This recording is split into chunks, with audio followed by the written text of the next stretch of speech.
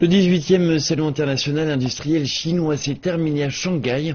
Avec le réchauffement des relations entre la Chine et la Russie, le salon de cette année accueillait ses premiers invités vedettes, une délégation de 169 Russes, accompagnés par leur ministre de l'Industrie et du Commerce.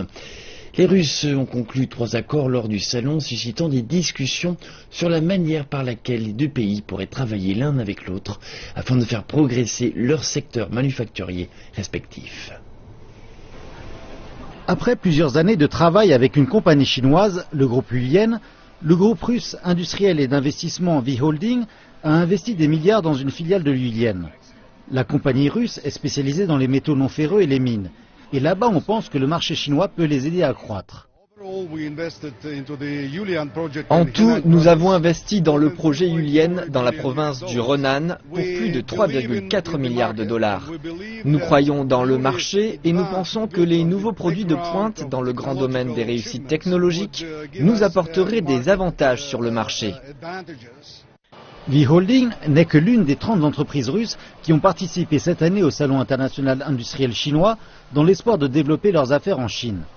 Mais cela n'a pas été un parcours facile pour les entreprises chinoises et russes d'apprendre à travailler ensemble. En fait, le volume commercial entre la Chine et la Russie a chuté de 28,9% à environ 68 milliards de dollars l'année dernière. Quelquefois, c'était difficile de traiter avec les compagnies russes. Et oui, les fraudes. Des compagnies qui proposent un accord, puis qui mettent la clé sous la porte et s'évaporent dans la nature. Avec des systèmes de régulation qui s'améliorent dans les deux pays, les échanges commerciaux entre eux ont un peu repris cette année.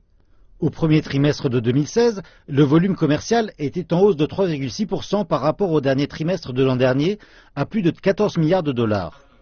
Le ministre chinois de l'Industrie et des Technologies de l'Information était optimiste quant aux perspectives commerciales lorsqu'il s'est rendu au salon industriel cette semaine. Nous voulons continuer à nous concentrer sur le rôle des entreprises dans le marché afin de permettre à davantage de compagnies chinoises et russes de travailler ensemble dans la recherche et le développement, d'établir des règles et des standards, ainsi que d'essayer de nouveaux produits. Les deux pays devraient accroître leur coopération bilatérale afin de créer de la nouvelle croissance, en plus des secteurs industriels actuels. D'autres accords qui ont été conclus pendant le salon de cette année mettaient l'accent sur l'industrie innovative et de pointe. Ils comprennent un accord entre l'Alliance chinoise de l'industrie robotique et l'Association nationale russe de robotique. Le ministre russe de l'Industrie et du Commerce a déclaré que les deux nations devraient collaborer davantage sur l'industrie haut de gamme. La Chine et la Russie travaillent à de nouvelles industries émergentes qui comprennent de nouveaux matériaux et des technologies aéronautiques et spatiales.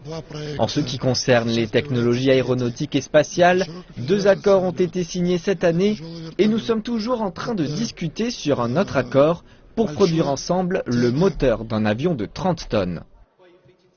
M. Mantourov a dit que la Russie espère tripler le volume commercial de l'an dernier avec la Chine à environ 200 milliards de dollars dans un futur proche.